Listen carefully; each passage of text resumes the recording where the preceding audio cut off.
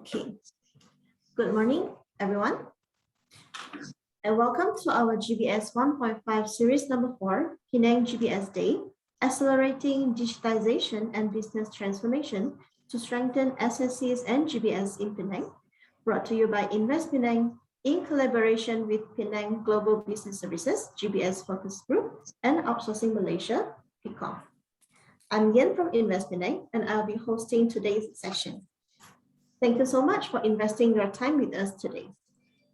Surrounding on digital transformation, talent, and evolution in the GBS and SSC industry, Penang GBS Day is set to reunite leaders and professionals in the Global Business Services and Shared Services Center to exchange views on forward-looking strategies in light of the palpable transformation brought by accelerated digitalization. Now, without further ado, I would like to introduce our distinguished speakers and panelists. First, we have Dr. Sri Lee Kachun, Special Investment Advisor to Chief Minister of Penang. Dr. Sri Lee is the Special Investment Advisor to the Chief Minister of Penang and Director of Invest in Penang Berhad. He is currently a board member of various state government-linked companies and corporations, as well as private companies. As a director of Invest in Penang Berhad, Penang Development Corporation, and Penang Hill Corporation, Dr. Sri Lee is actively involved in deciding the policy direction of these government-linked corporations for the state of Penang since 2008. Next, we have Mr. Pune Gupta, Director of Global Business Services, Asia Pacific, Kimberley Clark. Mr. Pune currently leads Kimberley Clark's Global Business Services team for APAC, based out of Kuala Lumpur, Malaysia. He has been in this role for close to 3 years, and in the last 2 years has delivered amount value more than the unit's annual operating cost. Then we have Mr. Phil Captain, Advisor to OM and OM Research Chair. Phil is a senior executive with worldwide experience across a range of strategic and tactical aspects of business leadership, with full balance sheets and P&L management, defining the strategic direction and tactical making it happen plans. He has extensive experience with product development and alignment, sales and sales management, marketing and market development, developing and leading the senior leadership team across various industries, including telecommunications, banking and finance, manufacturing, retail, and others. After that, we have Mr. Devan Somaya, Managing Director of Treasury and Trade Solutions City. Mr. Devan is the Product Head of Treasury and Trade Solutions Singapore, a business unit of Citi's Institutional Clients Group. Treasury and Trade Solutions offers award-winning integrated cash management and trade services to multinational corporations, financial institutions, and public sector organizations across the world, including Asia Pacific. Based in Singapore, Devan is responsible for the development, delivery, and growth of the TTS product in Singapore across cash management and trade, finance, and services. Next, we have Mr. Satya Supia, Director of Test Solution Engineering of Micron Memory Malaysia. Mr. Satya is an innovative executive strongly focused on leading research and development on product development, and recently has embarked in Micron Memory Malaysia, taking a role in the test solutions engineering. For the past 21 years of industrial experiences, mainly in electronic industry in Malaysia, he has a proven track record of managing complex product development programs and blending with solutions that contributed to the acceleration of the company's growth. After that, we have Mr. Jusri Ong, Managing Director of Telecontinent Sdn Berhad and Committee Member of Outsourcing Malaysia. Mr. Jusri is the Founder, Managing Director, and Principal Consultant of Telecontinent.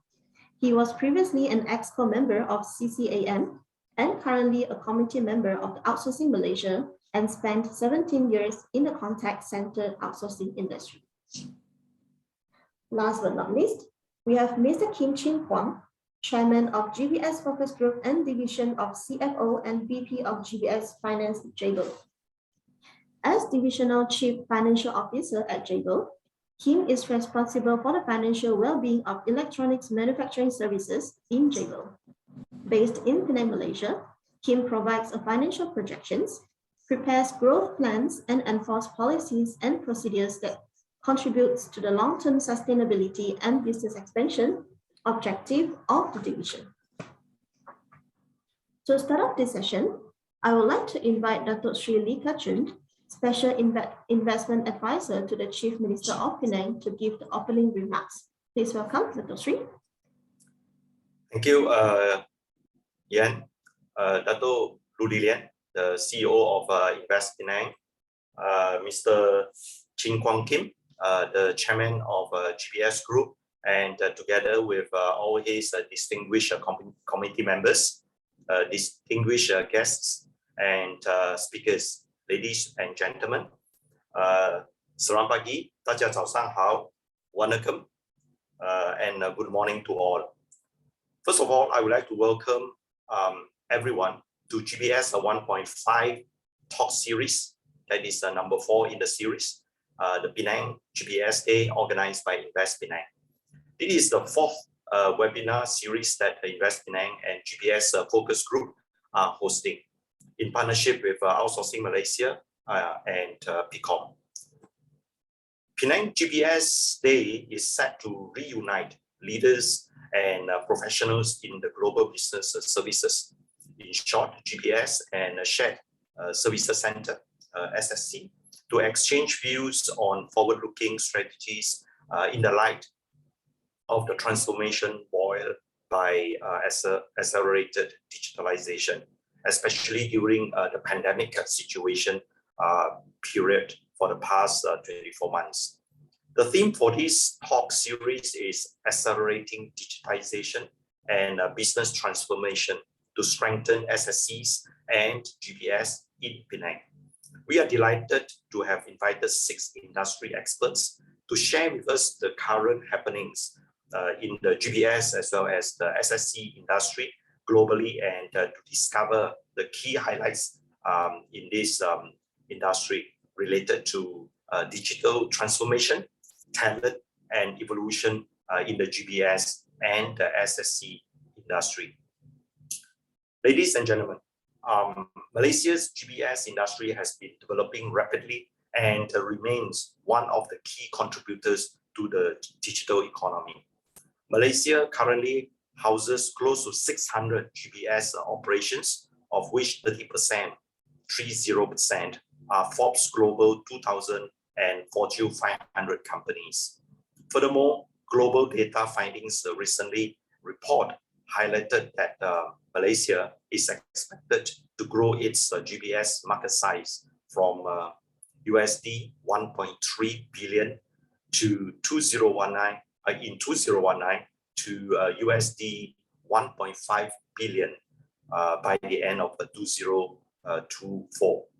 From the state's perspective, that is from the Penang states, within the period of 15 years since Penang was awarded the MSD Malaysia Cyber City status, Penang Cyber City initiative has created over 200 MSC status companies and more than 12,000 high-value jobs.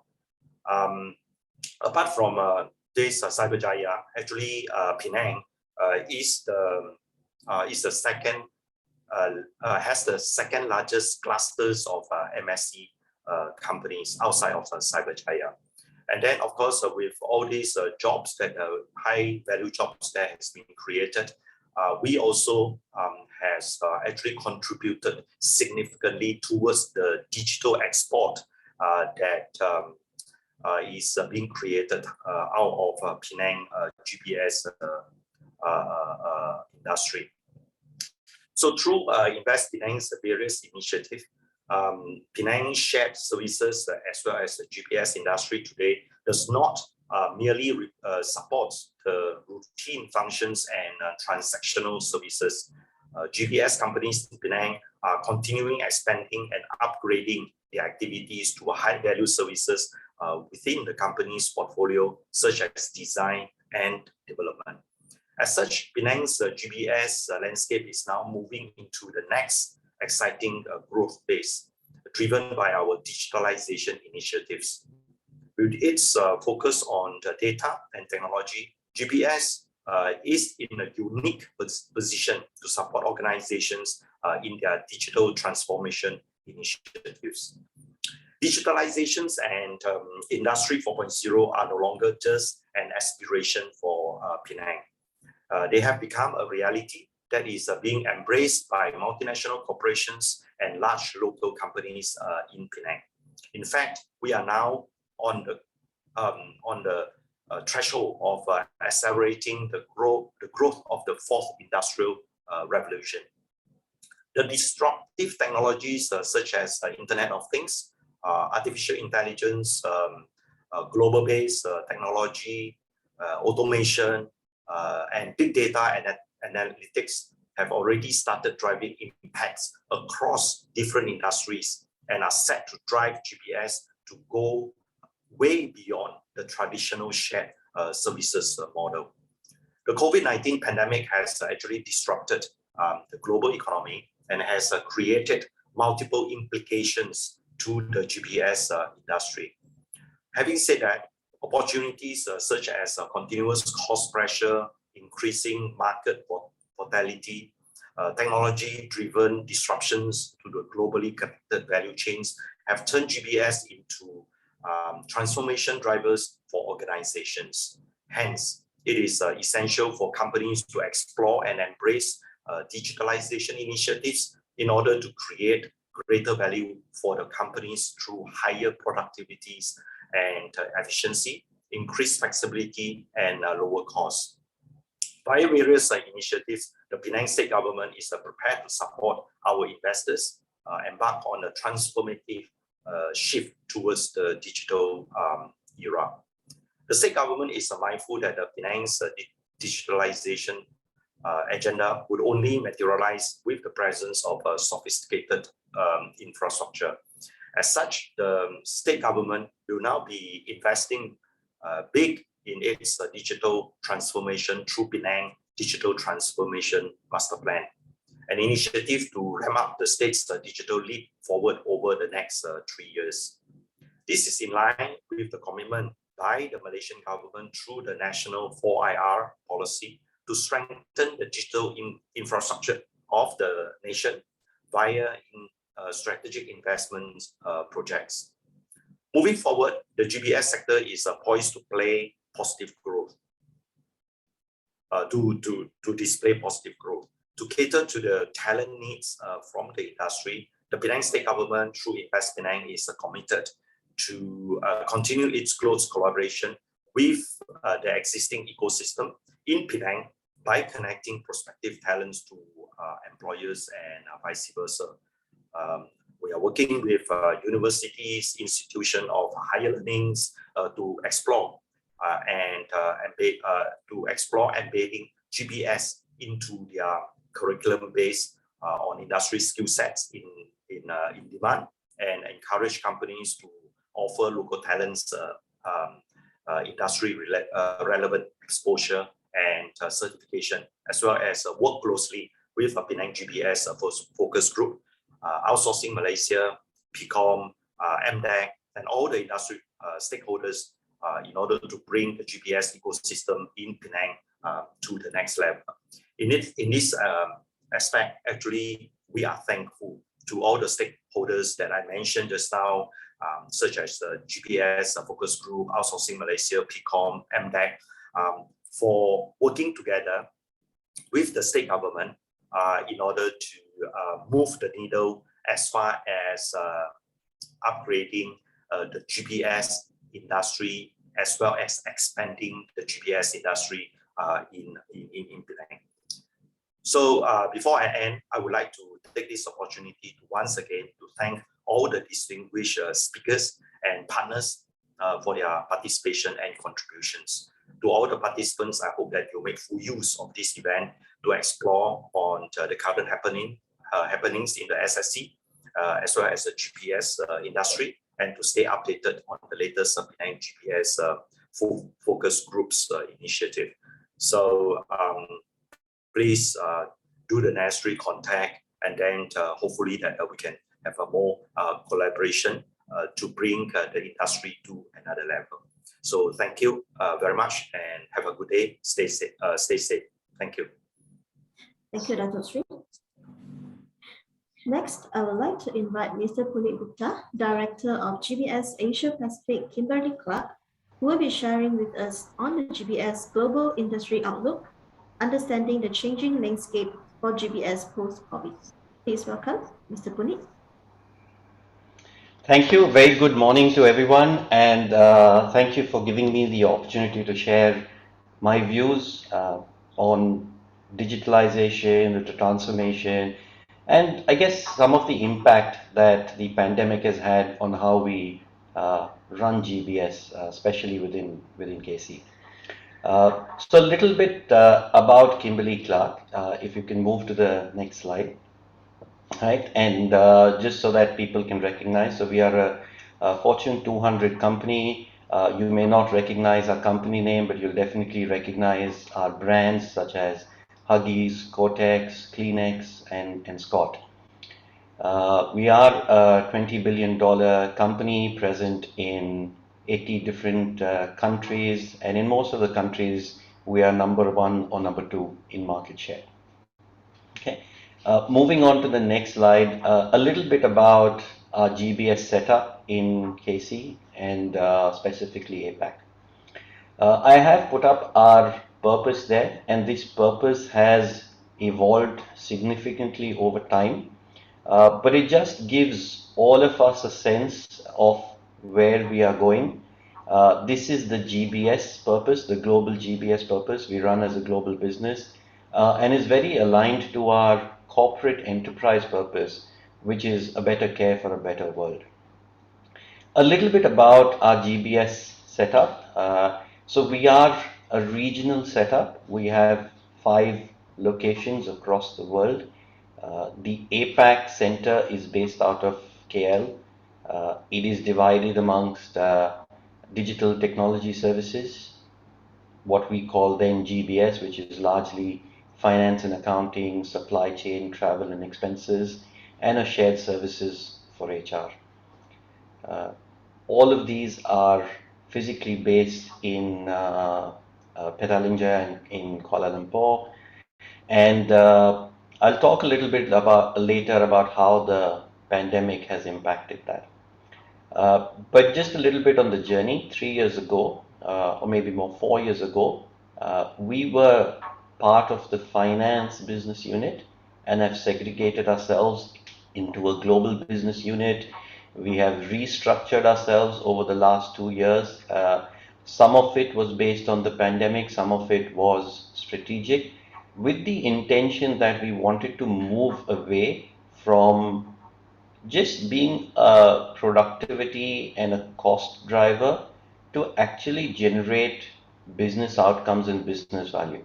And I'll talk a little bit about that later and spend more time on that, because I think that's critical around how GBS is evolving and growing, not just in Kimberley Clark, but globally as well. So if you go to the next slide, it gives a little more information on how we are set up today. And this gives insight also into the way GBS has evolved. 4 years back, we were only doing part of the core services, and over the last 3 years, 2 of which have been through a pandemic, we've increased not just our core services, which are, I guess, familiar to most people who run a GBS kind of setup anywhere in the world. You've got the procurement operations, AP, OTC, and so on. We've also added the strength of managed services. So all real estate and facilities are now managed within the GBS umbrella, including travel and expenses as well.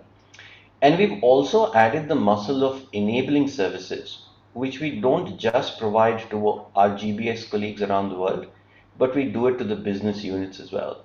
So these include project management, operational excellence, it includes change management, which we are seeing is the sort of the biggest demand coming from the businesses.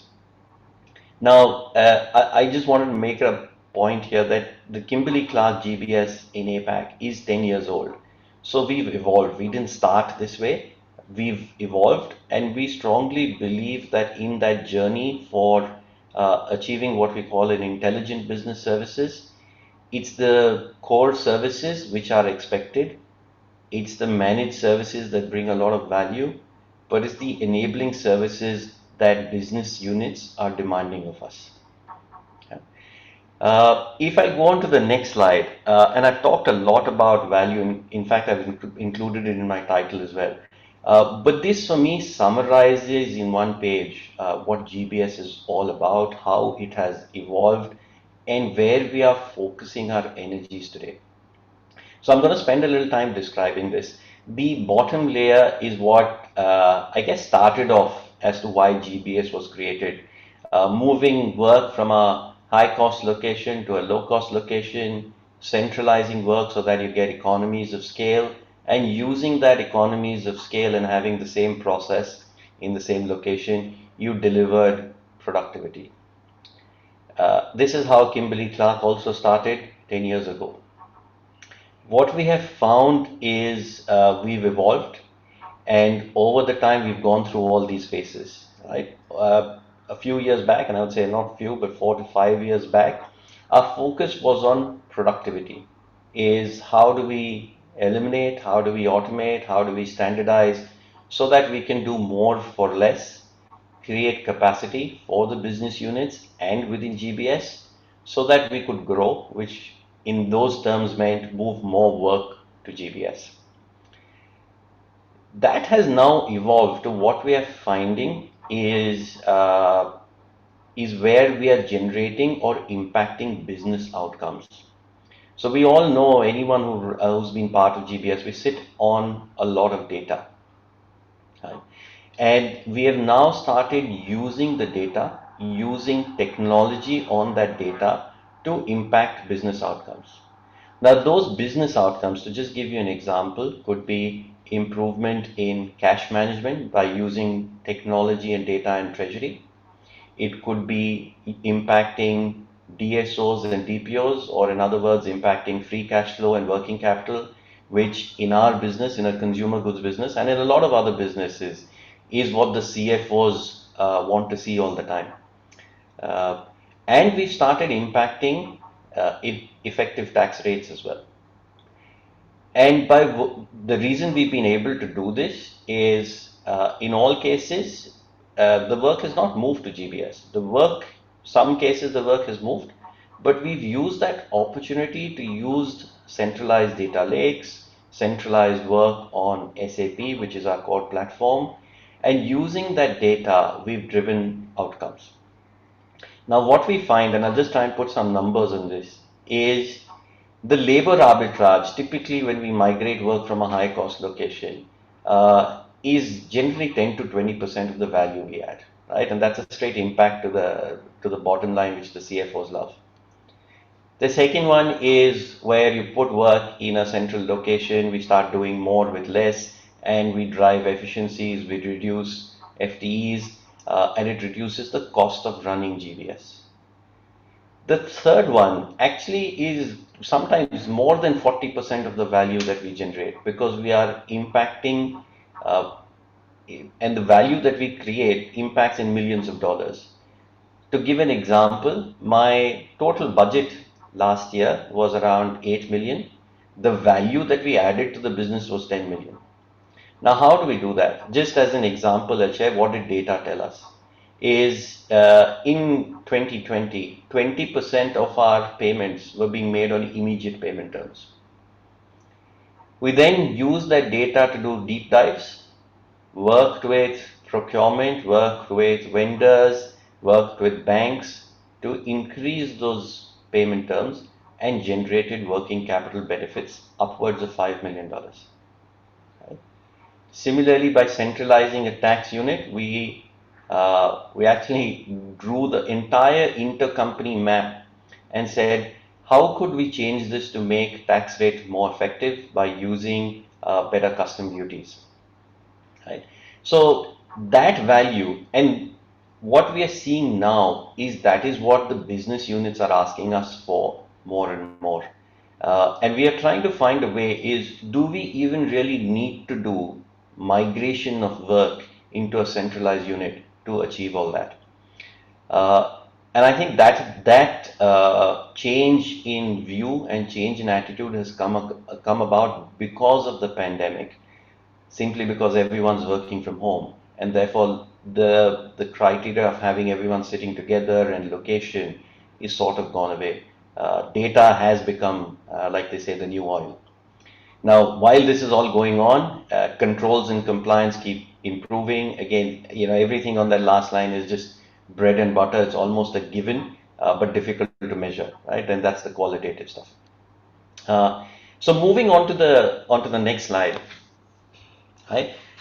Digital adoption and how have we created value through technology? And I'm focusing on the business outcomes that we're talking about. So we've embarked on a journey to do both, to implement a tool called Celonis.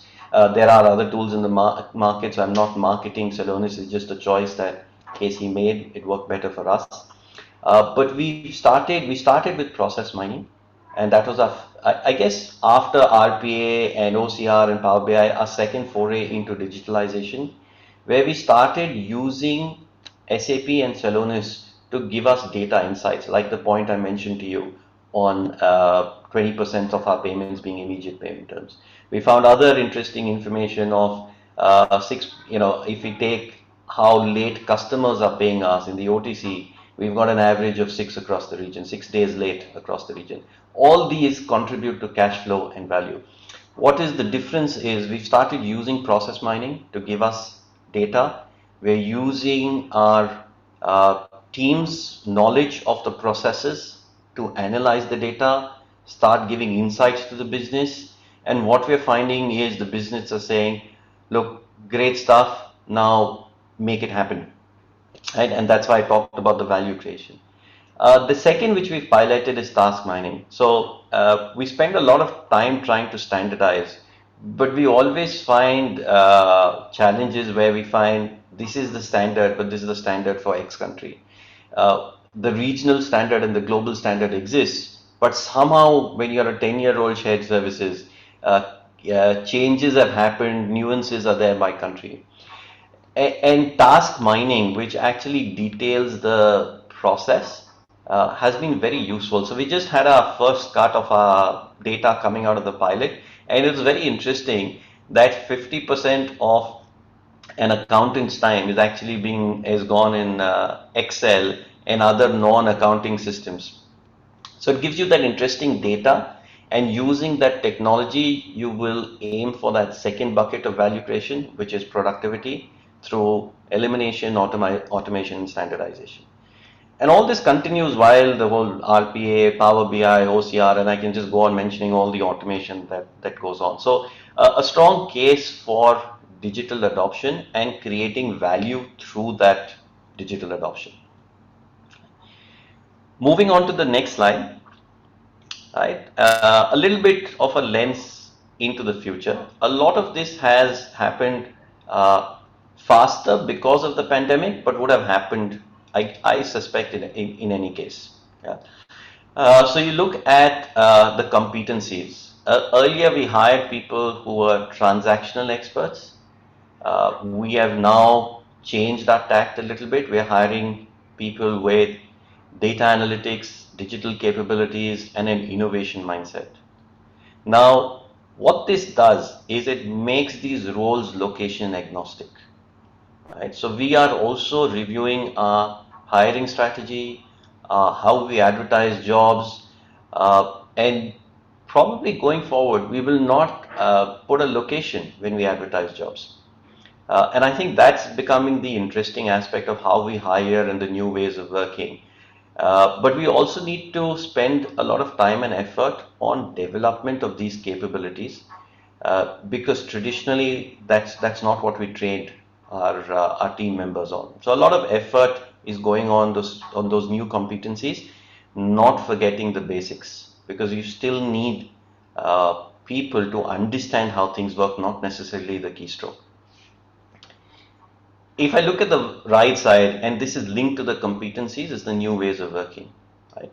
Today, the stance we've taken in Kimberley Clark is we are all working from home, and we will continue working from home till such time that it meets our certain internal benchmarks of being a safe place to work. Every company has a different one. Casey is a little more conservative. But going forward, what happens? The thought process right now is I think it will be flexible, but it will be dependent on our ability to attract, retain, and develop talent. Right? And that's what's been our primary thinking behind the new ways of working. And what we found with people and the full team working from home over the last 18 months is we've seen employee engagement go up, and most multinationals will have an employee engagement survey. We've actually seen our scores significantly increase over the pandemic.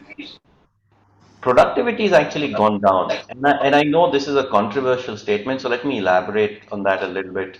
Is we've not had a problem meeting our KPIs. We've not had a problem in terms of delivering results. Why I say productivity has gone down and performance has gone up is people are working longer hours, and we are seeing the burnout happening. We've done a lot of initiatives, but that whole line between work life and life at home has got merged a little bit. Uh, and when you've got global teams, and we're a US based multinational, a lot of our teams have to do late night calls. So I don't think we've cracked the code for productivity. Performance is hiding productivity a little bit in my mind. We'll need to figure out how do we maintain employee engagement and continue improving it, and continue improving productivity without burning out people and making them work long hours. And I give an example in this is earlier people used to drive to work, complain about traffic in KL, and it took them 1.5 hours to get to work. Now they're very happy that they're not driving, they're saving that time on traffic, but they're not spending it relaxing. They're spending it working in order to deliver the same or a higher level of output. That to me is impacting work-life balance, and we need to find a solution to that. I'm probably running out of time, so I'll just pause there and hopefully cover the topic in as much detail as I could. So thank you very much, and I'll pass back to the MC. Thank you, Mr. Puneet. Now, just a gentle reminder, if you would like to ask questions during the session, please type in your question in the Q&A feature on your Zoom screen. We will try to answer all the questions if time allows. Thank you.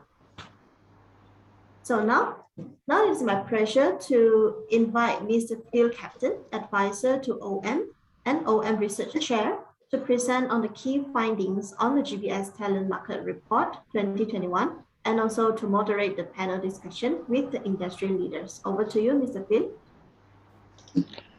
Well, good morning, everybody, and thanks a lot. Excellent session so far. All the speakers so far giving us their knowledge about our GBS and where we're going. We at OM and GBS, we just ran a survey, a research paper to come out, which is already being published now. And I want to take you to some highlights of that survey because it gives us some insights into what the current Malaysian GBS companies are doing and how they're responding out to the challenges and the issues of the business itself and caused by the pandemic. So let me start with that. Let's go to the next slide. Now, this is just overall the GBS landscape, more than 600 companies, 250,000 employees, 8.1 billion in revenue, US, third in ranking, and many, many languages, as you can tell. I think Puneet, when he was talking about Kimberley Clark, he mentioned the benefits of GBS. And I want to just capture it. is when a company like Kimberley Clark can respond quickly anywhere in the world by leveraging global operations, talent, and technology.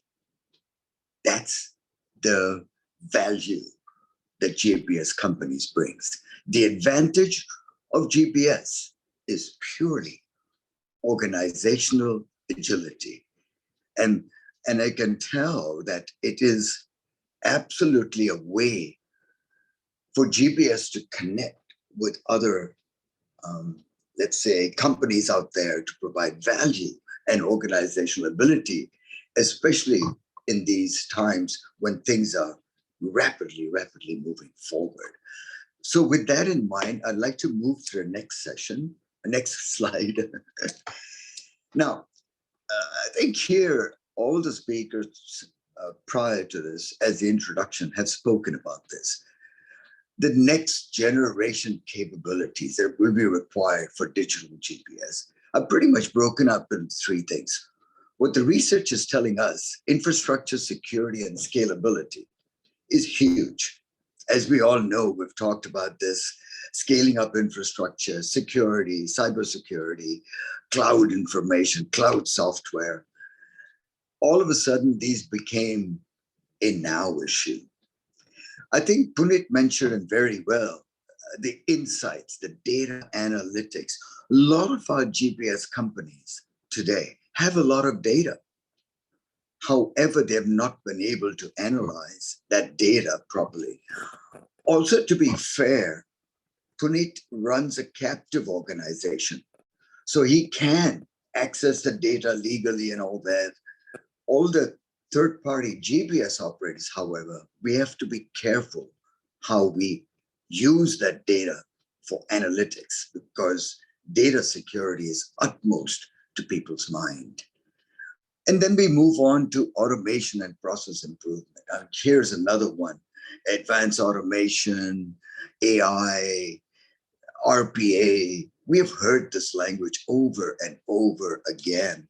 And I believe this is the place that a lot of information and a lot of value can be derived as we move forward. So these are the three major categories: infrastructure, security, and scalability, insights, automation, and process improvement.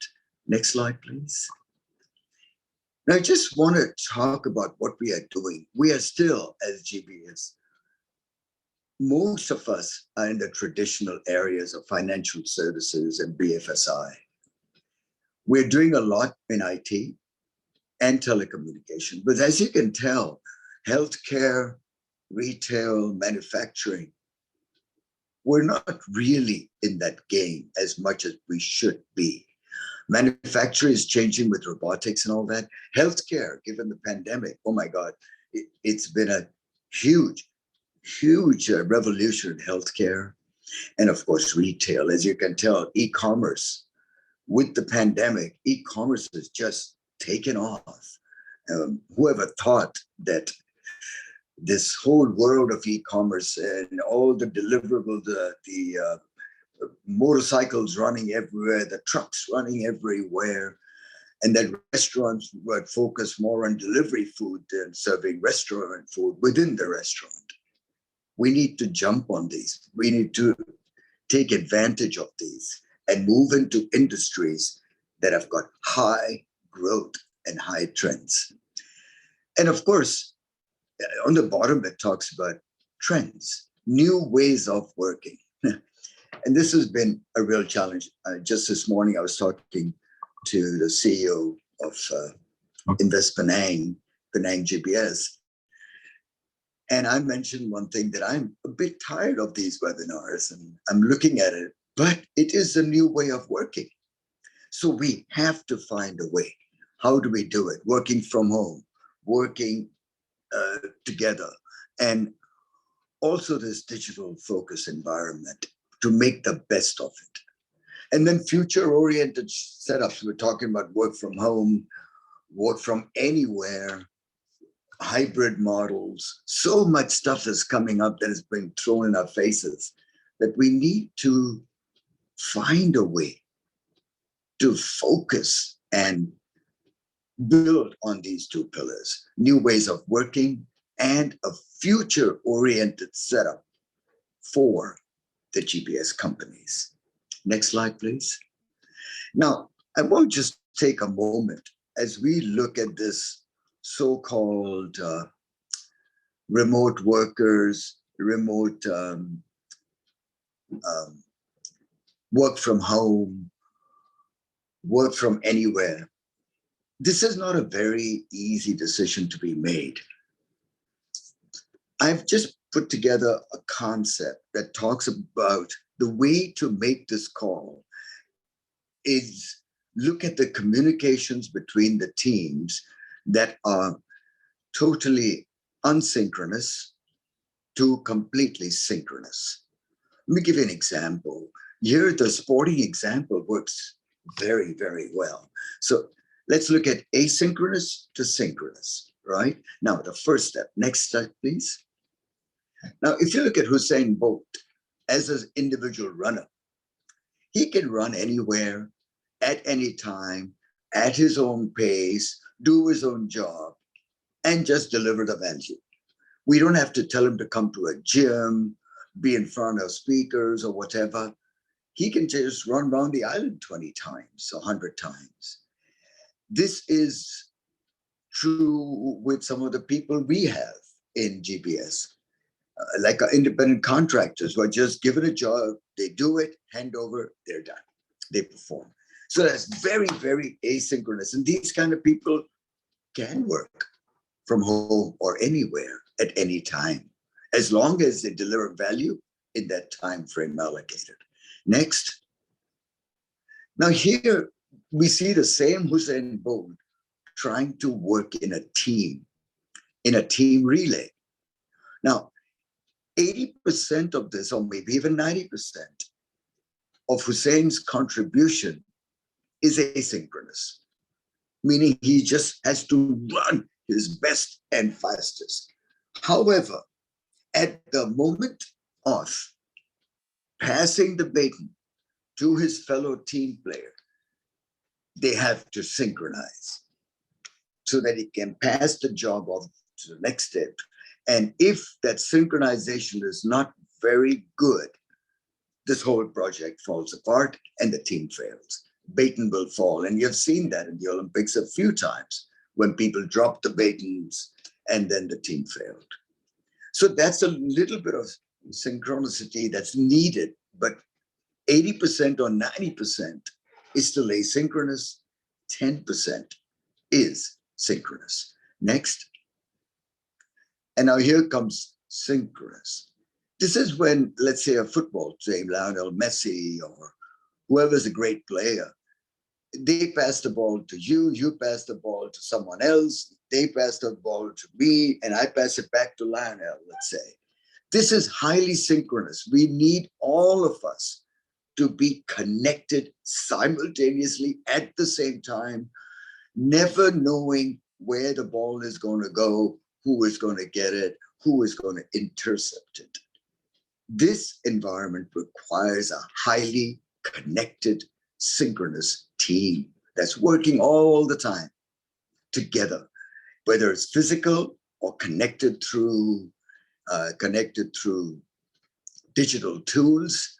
But this team needs to be connected all the time because we don't know who the ball is going to go to next. So as we are making decisions of work from home, as we're making decisions of work from anywhere, remote workers, this tool may help you decide how much can we do this, how well can we do this, async to synchronous. Next, please. Now, in the overall research that we did, we broke our research up into 4 categories of people working. And one of them, is junior, which is 0 to 2 years of service, senior 2 to 4 years, mid-management 4 to 6, management 6+ years. And average, I'm just showing you one area. We have many, many more salary trends that are shown in the report itself, and I suggest you get your hands on it as soon as you can. As you can tell, pretty much there's a slight increase in most of them, but between 2019 and 20, things have been flat or slightly higher. So let's not get too carried away. Pretty much flat. If there's any increment at all, it's a very small increment of maybe about 1 or 2%. It's been flat. And we need to see if that's relevant to your organizations too, because the next slide will tell you what I'm thinking of, what's happening in the industry. Attrition. Attrition is when people leave voluntarily, right? And they go off to greener pastures, or also what they think is greener pastures sometimes. And you notice that 33.9%, which is the largest component, not by much, but by a bit, the reason for attrition seems to be compensation. The market is getting very competitive. And a lot of people are now finding the value to go out and get better jobs and better pay. And the second reason is career progression. We need to look at those two axes for your company and make a note. Are they leaving? Are they staying? And if so, for what reason? But we are seeing compensation and career progression as the two key reasons for attrition. Next, please. I just want to take a moment and talk about diversity and inclusion. 41% of the organizations have women in leadership positions today, which is great. 22 have employees with special needs, and 20% have employees who are underprivileged. Now, in all of these, we have met the UN standards of diversity and inclusion. But I want to go through this thing called inclusion. When I talk about diversity to most of our GBS companies or any company, they all come up with that, yes, we have set up guidelines, we have set up targets that we must have so many percent here, so many percent there. Everyone has done that. And they're beginning to march towards those, which I think is great. However, inclusion. Inclusion involves bringing together and harnessing these diverse forces and resources in a way that is beneficial, creating an environment of involvement, respect, and connection. And the key word for inclusion is participatory decision-making. We need to ask ourselves, are the people all included or selectively included in participatory decision-making? Once we reach that kind of inclusivity in our companies, the creativity, the organization growth, everything sparks differently. And you will see tremendous abilities to change and grow within the organization. Next, please.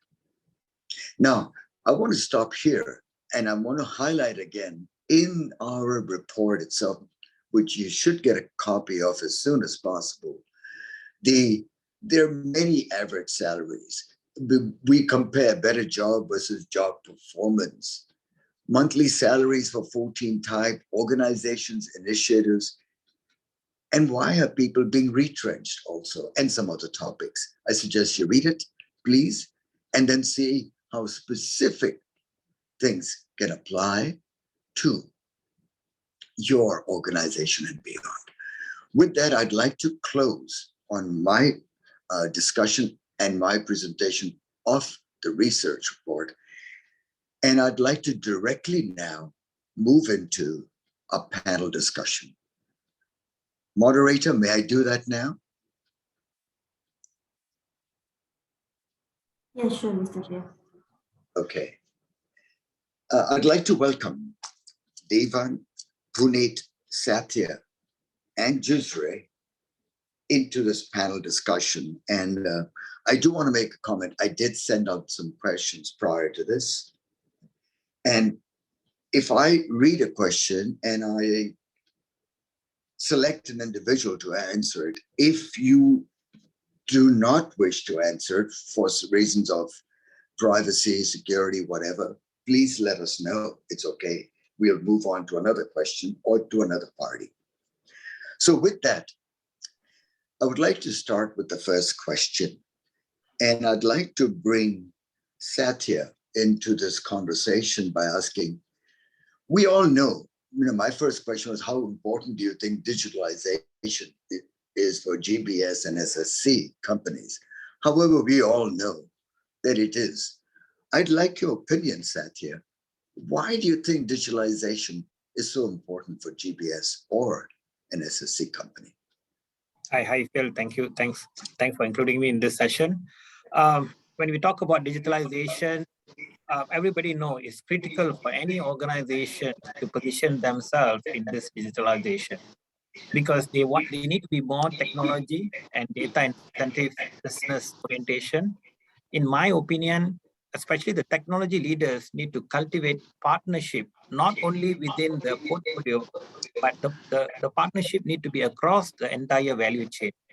And if you ask me why, because when you digitize the partnership ecosystem as an entire system of digitalization, the key to create new ideation on products, services towards IR 4.0, namely all the buzzwords like extensive automation, cloud solution, as what you mentioned just now, connected machines, AI, machine learning, all will come into play. That is my view on this. And back to you, Phil. Thanks, Satya. So do you think that digitalization brings you and your partners more in kind of lockstep as you move forward? Is that what you're saying? Correct. Because you don't want digitalization only be confined to the certain subset of certain function. It's across the portfolio of your organization, and it should be the entire value chain. So the partnership will bring more ideation, more innovation, and all that, and it will put into a lockstep. That's what you mentioned. Excellent. Devan, do you have any thoughts on why also, please? Phil, firstly, very good morning. And thank you. Good morning to everyone, and it's a pleasure to be here. Maybe I'll give a slightly different context. So just as a quick introduction, I work in a bank. A lot of the panelists here and similarly situated companies are the ones that we work with and work with pretty closely.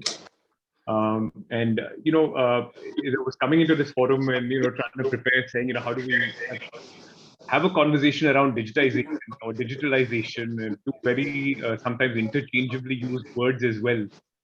I thought it was important to kind of get down to very basic and grassroots levels on how we used to operate, how things used to work, where we are today. And let's accept one thing which I think Jim Morrison said in the 60s, maybe 70s, that the future is uncertain and the end is always near. And why it's important is, we keep thinking someone is going to take over from someone, but reality is we don't know. Now, where we've come from is a very analog way of operating as organizations, whether it's banking, the corporate world, public sector, etc. Where we are today is, I think we are in a transformational phase of how we are evolving. I think it's unfair to say that we are digital. I think it's a continuous state of getting somewhere. And the way we're looking at it from a bank perspective is also evolving. One is on the client engagement, right? For the companies here on this call, how do it, not just with us, with the bank, right? How does that engagement model work? Second, or rather that onboarding activity work, right? How do you open an account, start that engagement? Second is how do you keep that engagement model on? But the third one is very important, and I think that's kind of where Satya also was alluding to, is how does the ecosystem help itself? See what's happening today is the supply chain drastically. companies which were in the B2B space, where you had manufacturing, you had wholesalers leading down that supply chain route. There's a shift to direct to consumer. At a personal level, it's that whole concept instant, right? It's instant gratification. I want something now and I can get it. Wasn't the case in my childhood. You had to figure out how, where it was available in the world if you wanted to get something. That world is gone now. It's all about instant.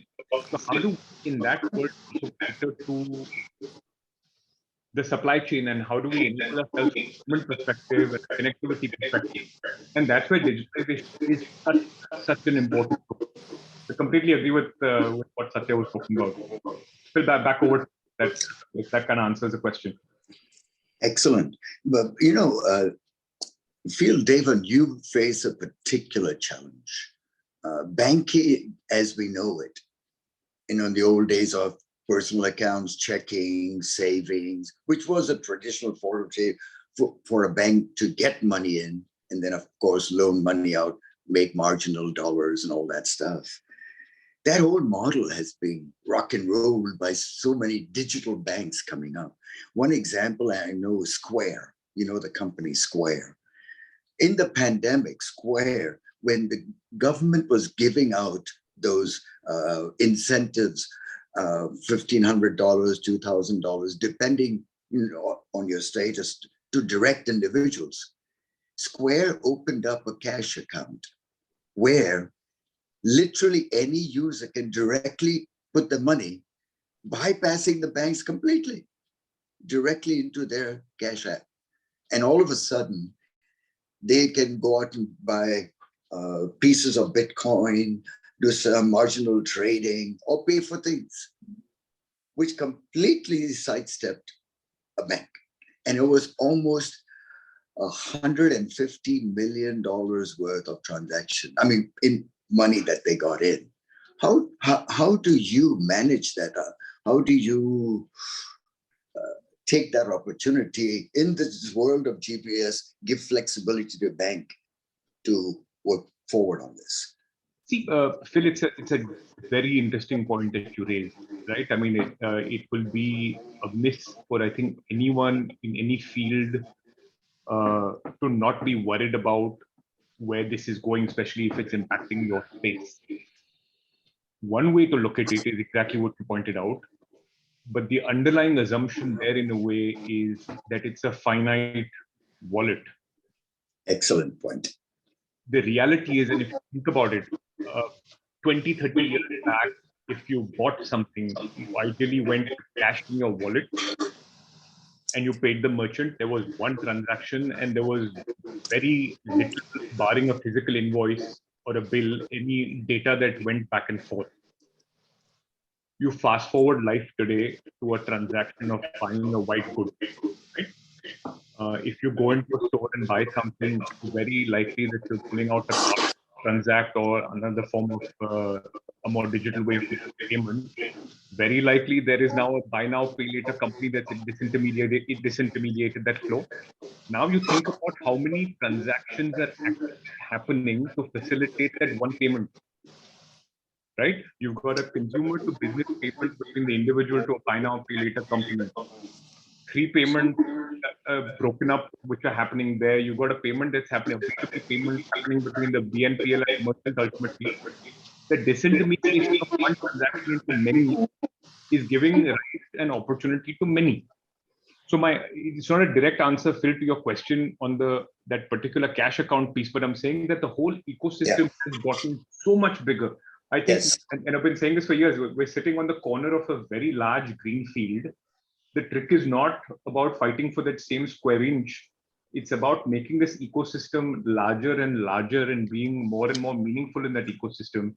And I think that's how a lot of the players in the ecosystem are actually partnering and collaborating to create more and more value for the individual to make those payments possible as well.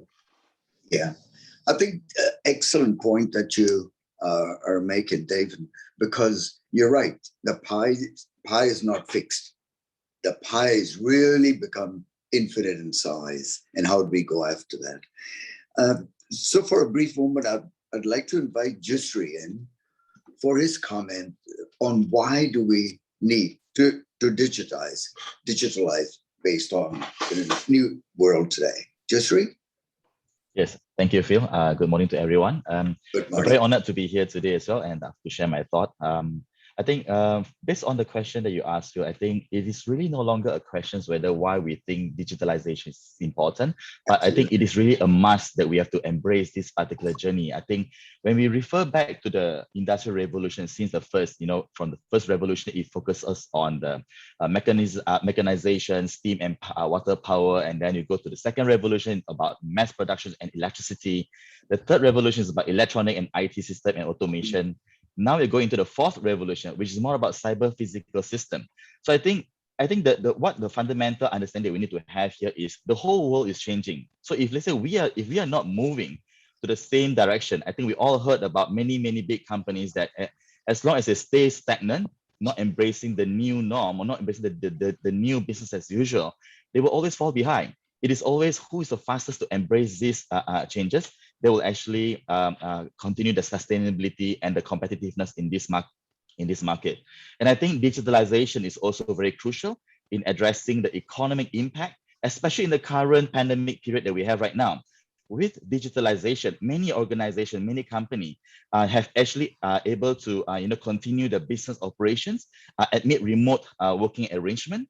So without digitalization, this is almost impossible. And other than that, digitalization is also facilitating customer interaction, transaction, marketing through digital platform. And most importantly, many organizations, by embracing digitalization or technology, they have managed to assure job security and sustainability. I think this is a very practical understanding that it is no longer about a choice that we have to actually make, whether should we feel digitalization is important or not, but it is really a new norm that we have to embrace as a business as usual, that it is a core fundamental framework that we have to re-engineer our company to move towards digitalization. Otherwise, we will definitely fall behind. Oh, Jasri, well said. Actually, you said a couple of things. Whether we like it or not, we have to do it. This is it. Before the pandemic, I was in Peru, Argentina, many of the countries that I coach in, and we would hire a chief digital officer.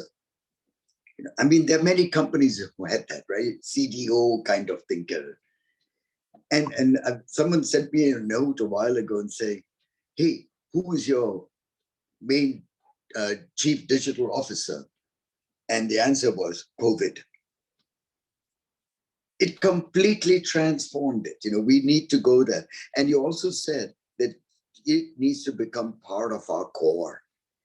We build a framework around the whole thing. I think it's brilliant. And thank you for sharing that with us, how you do it at Telecontinent. And now, Puneet, I don't want to ask you this question of why. You've already said it in your presentation, and it's brilliant. So I want to take you to the next section, Puneet. Puneet, in your opinion, we know that you're doing some great things. You talked about 5 locations, your headquarters, how you moved from cost to business value for the clients, how you're using Celonis as data analysis and all that. It's brilliant, brilliant. So Puneet, in your opinion, what stage are you at in this digitalization journey? Puneet? Yeah, thanks for the question. So I guess depends who you use as a benchmark and say what stage you're in, right? And I sort of try and delve into the previous question, and this is, I think digitalization is a trend in which value is being added today. We will always need to add value in some form or the other. And I see 2 trends coming up. One is obviously digitalization, and the other is sustainability. Both these are very strong trends because they deliver value to our consumers, which is why we all exist, right? So today it's digitalization, it's sustainability. 10 years down the line, it might be something else that we choose to drive value. In that context, where are we in terms of the journey of adding value and using digitalization to add value? I would say we are as a 10-year-old shared service setup in KL or KC. We're probably just started our journey on creating value. That it's a 2-year journey for us. Some of our other sites are 1 year into the journey, some are 3 or 4 years into the journey. So within KC, if I benchmark KL to the other regional centers that we have, we're probably midway, 2 year into the journey. We're probably using digitalization to create value. We're in the very early days. We're in a 1 year space, right? We've used data, but it's taken us a while to get that data from our systems. Now that data is coming to us faster, the insights are faster, and the action is faster. Right? So it's becoming simpler, it's becoming leaner, it's becoming faster. So I would say we're probably 1 year into the journey of using true digitalization to add value. And I'm speaking from a shared service context, right? If you look at Kimberley Clark's products, we're probably much more advanced in terms of the digitalization usage to create value for our consumers. Got it. Thank you, Puneet. That was excellent. Now, of course, you're saying 1 year, and I'm sure that journey, that 1 year, has been pretty robust and challenging to transform an organization into doing all these things. So as little as it sounds, I don't know how the heck you managed that year, because it's been chaotic. So congratulations on your journey. Best wishes forward. It's not going to be an easy journey, but best wishes forward. So I'd like to ask Satya the same question. Where are you in this digital journey today? Satya? Yeah, yes, Bill. Micron, market leader in memory and storage space. Yeah, in my opinion, we are ahead of the curve, enabling this to all the companies, to the world, to embrace the digitalization. So as you know, our products enable new technology. When you talk about trends such as IoT, 5G, cloud computing, autonomous driving, applying this technology even in our own manufacturing facility, already demonstrating enormous potential in driving business value. So we have a lot of investment already put in place in terms of technology, data science, R&D, has given us the platform to embark on digitization, which has created opportunity to level up in this game. So, and also in 2020, the World Economic Forum welcomed Micron into the Global Lighthouse Network. It's a group of advanced manufacturers that are showing leadership in applying technologies of the fourth industrial revolution to drive operational and environmental impact. So Micron factory is one of the first facilities in Singapore to be recognized by the Global Lighthouse Network. So as part of Global Lighthouse Network, Micron definitely should be able to share the best practices, support new partnership, help other manufacturers deploy the technology, adopt sustainability practices, and perform their transformation. So I believe, because when you talk about digitalization, I think we are kind of like a backbone enabling this for the world to embrace that. That will be my summary. Back to you, Phil. Thank you. That's excellent. You are our backbone. We need many backbones like yourselves. We're desperate right now. You're right. A framework, a backbone. We are all choosing those as we move forward into this game. So now I would like to, we know that there are many reasons as we have made this transgression into digitalization. I want to stop, think, and we have moved forward. The challenges moving from now to into the future, but also from the past 18 months to now. What have been the challenges for the journey? Either financial, security, psychological, others, because there have been significant challenges for a lot of people. And I'd like to start off that question with Jusri. Can you share with us some of the challenges to get to this stage and the challenges moving forward? Jusri? Thank you, Phil. Yeah, I think you spot on in terms of the challenges that we face along this particular journey, especially in the context of financial, security, psychological. I think these are all the, I think the paradigm shift, accepting that particular change is very key. I think many companies, if let's say they are still, remain at where they are, when they started their business, those were the days, and if the people within the organizations refuse to accept that change and to accept that the paradigm shift is here to come and here to stay, that will be the main biggest fundamental challenges that any organization will actually encounter to actually shift towards digitalizations. And on that particular context, I will actually break it into three different vertical or three different pillars, I would say. So in my personal perspective, in how we actually manage it in the company in Telecontinent, and we're also very proud to say that we are a made in Malaysia company, and we are able to actually drive to where we are right now. So first pillars is always we feel that it is to facilitate the digitalization in both the infrastructure of an organization. I think when we started the business, it is very much based on the entrepreneurial type of mentality. You start raw, you start basic, but that is the key. To be where you are right now and to be where you want to be in the future, to accept that change and to revamp that infrastructure, that becomes a very key decision, whether because they will involve a lot of financial investment decision. Do we want to go for it? Because then if you say you want to go for it in terms of investment, how much you want to invest is another key, because then you start calculating the ROI, whether how much return you're going to get. Are you really good at this? So I think the first pillar of action is really about facilitating the digitalization in our infrastructure. Next is to build our company human talent development on the digital talent. I think that is another challenge that, when we actually hire a group of our employee, they are actually hired based on certain skill set that we need in the past.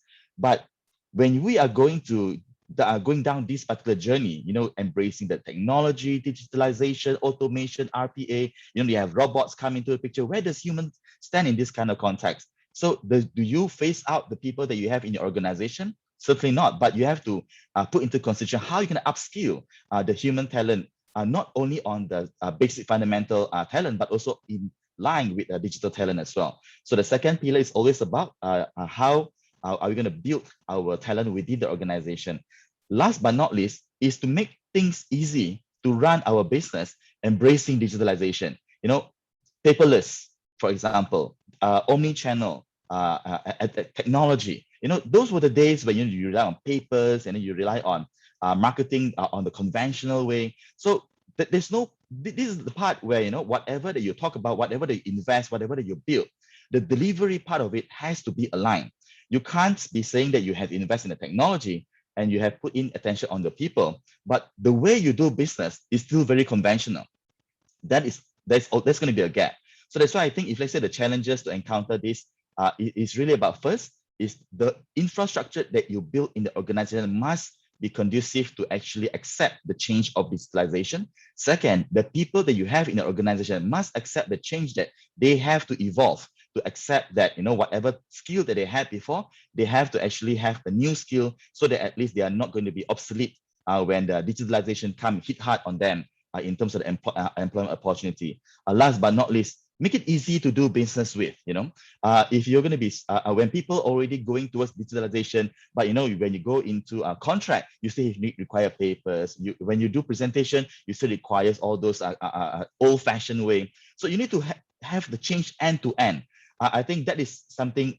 There's no point about talking digitalization, but you only focus on one aspect, but you need to really embrace at the whole journey of digitalization. So I think that's the challenges that I feel any organization would face.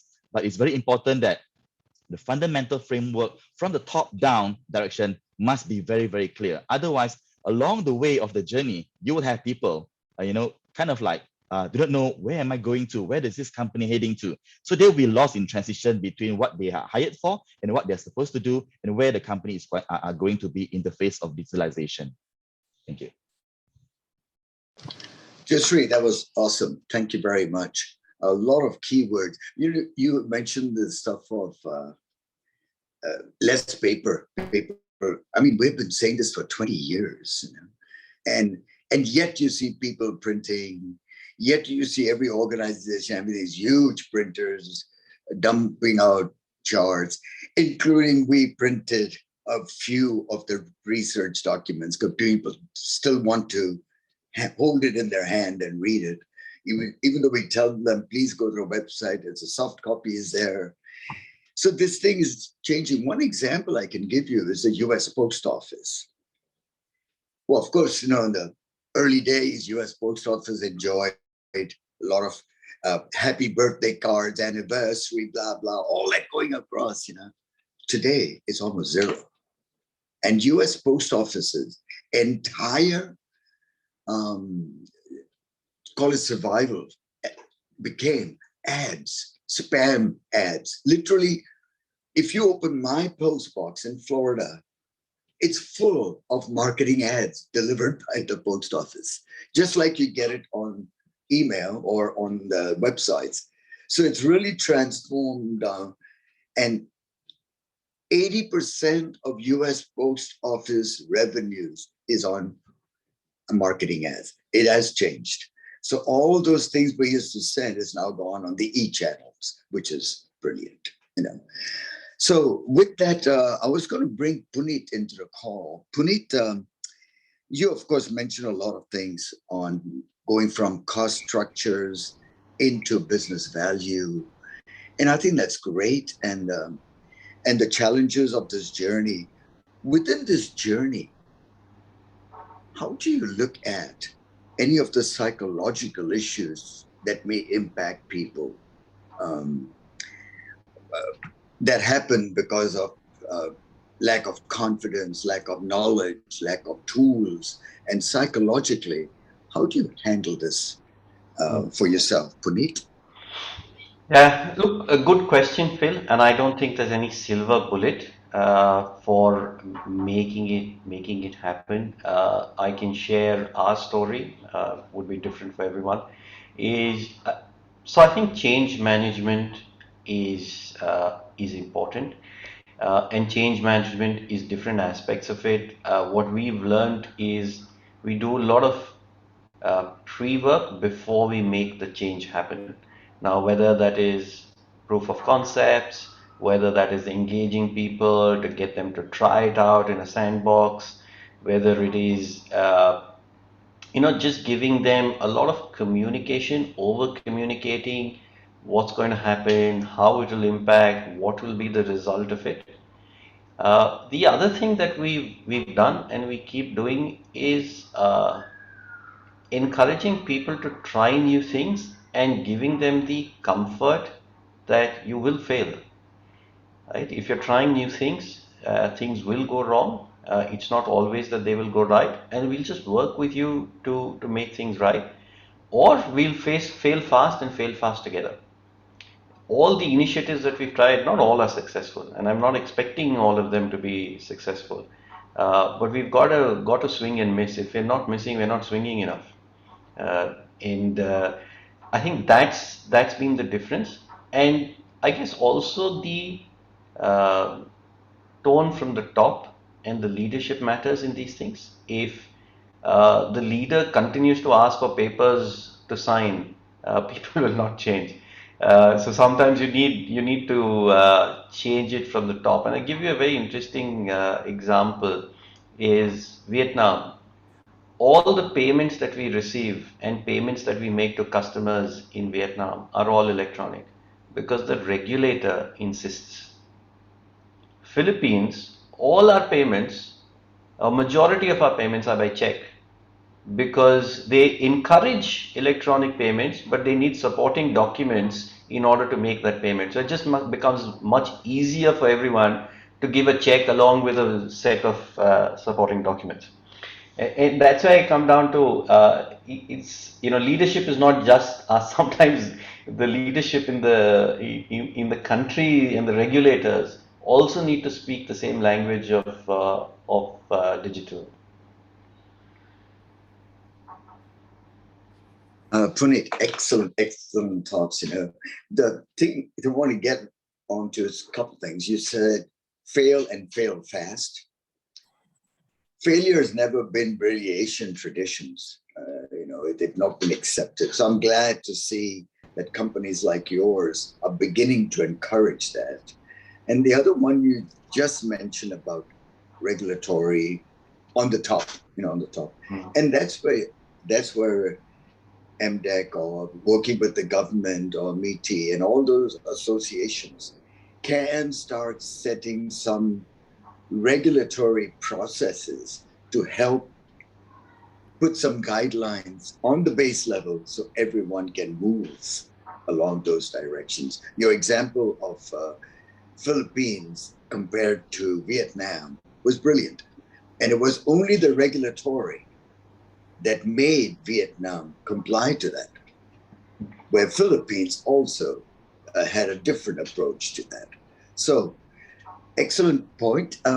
I want to move to Devan, and at Citi and all the stuff you're doing, what is the impact of digitalization on the talent pool that you have, will need, are looking for talent? Devan?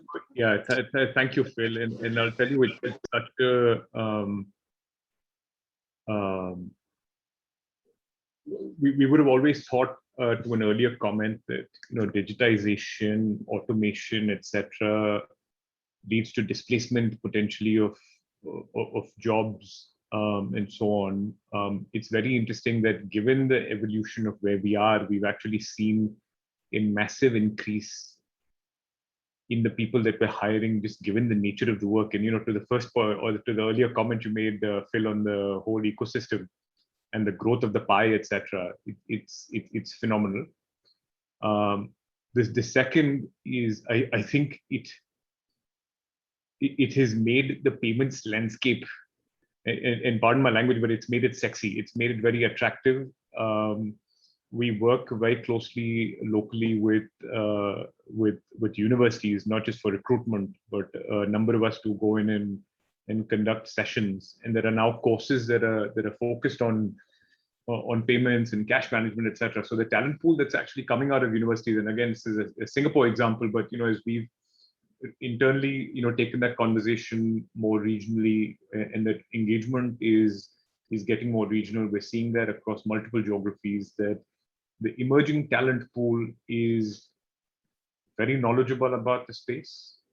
They're ready, they're more prepped. So that's about the ones that are coming into the organization. The second part is, what about the people that are in the organization? And there's a lot of focus on upskilling, up-tiering, and honestly, it has, for many of us, peaked gray matter, which otherwise was lying idle, because now it's making us think in different manners, right? What do digital currencies mean in the landscape going forward? What does RLN mean? So there's so much of change happening. It's all forcing us to think, not just do. So it's keeping the gray matter a lot more active. And the third is, and I think this is true in many countries, and again, I can only say from a view of seeing what I see in Singapore, there's a lot of government-led initiatives to upskill and up-tier, and a lot of companies like ourselves are working in engaging and employing the individuals in such spaces to bring them onto the company and take them on a journey as well. So there's a lot of good stuff coming out as a result. Our hiring is not, we're not looking at traditionally the way banks used to hire. We're looking at different parts of the CV. I, for one, is giving a trade secret away, but I generally look at a CV from bottoms up, because people generally like to write the most interesting thing in the other experiences and whatever in those last 3 bullets, which generally people used to fill up the remaining white space on a page, more than the GPA or where they worked before in a bank, etc. So it's evolving, it's emerging, it's getting a lot more dynamic. And I'll make one more point, Phil. Sorry, I was trying to come in on the previous point, which is, what are some of the challenges that we're seeing, right? And agree with all the points that were made before. And a very basic point, in my opinion, also is the cultural fit in the current environment when we're all working from home. And we're all transforming. New people coming into a business from within the organization, or even harder when coming from outside. How do you belong? How do you fit in? How do you imbibe that sense of belonging and the culture of an organization which is mid-flight and you're physically meeting no one?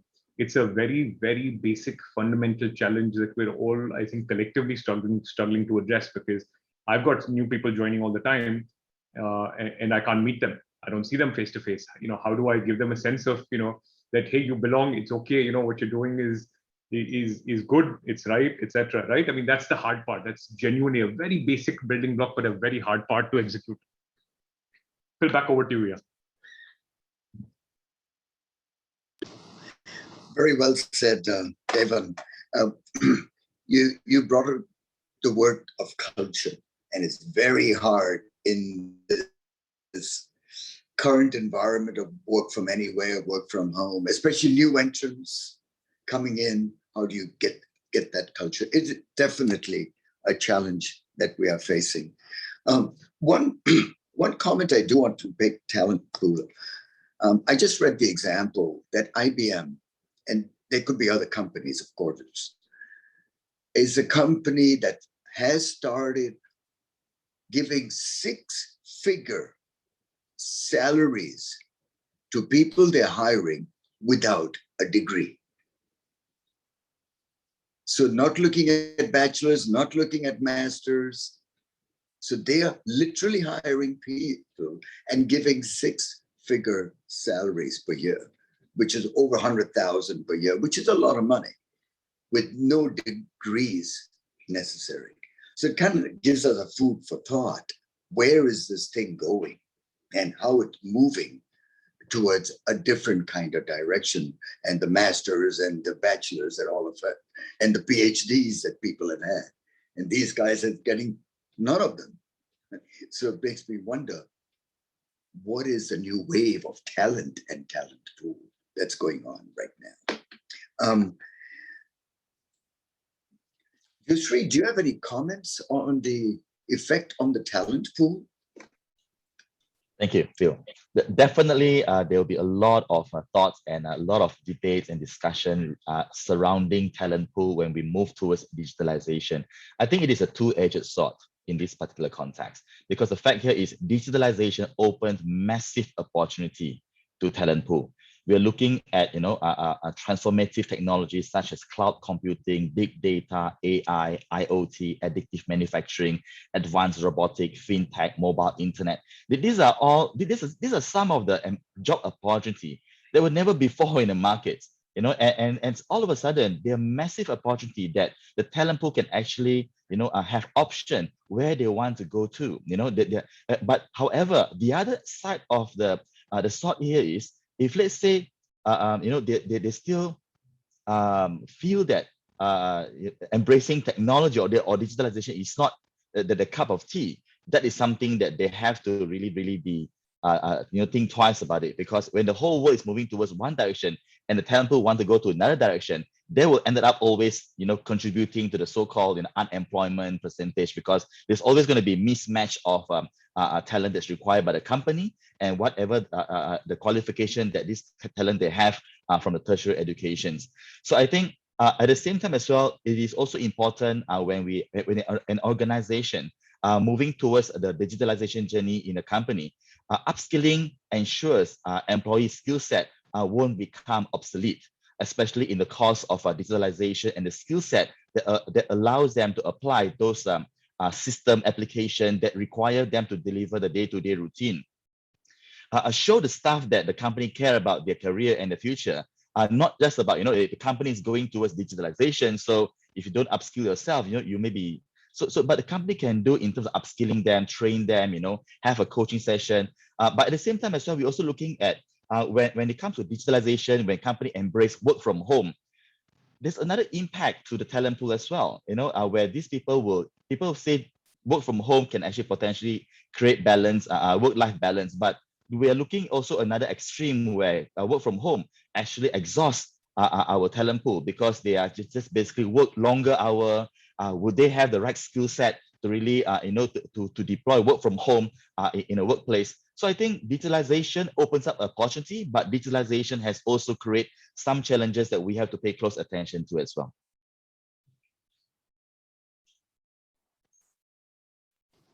Thank you, Jasri. That was excellent. There are definitely challenges, and I think we have to take it a step at a time, but understand them. So thank you for highlighting that. And in the same thing on talent pool, work from home, work from anywhere. Satya, do you have some comments on that? Yeah. Hey, Phil, thanks. I'll touch a bit about talent pool. As I totally agree with Jusri. We do see positive impact to the talent pool.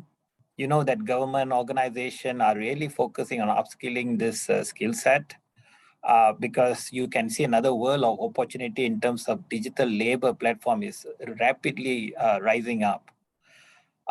What I would say is the key is any organization should build an agile organization to be very competitive in ever-changing technology world. So in terms of challenge, I think Devan spoke about culture. I would say mindset.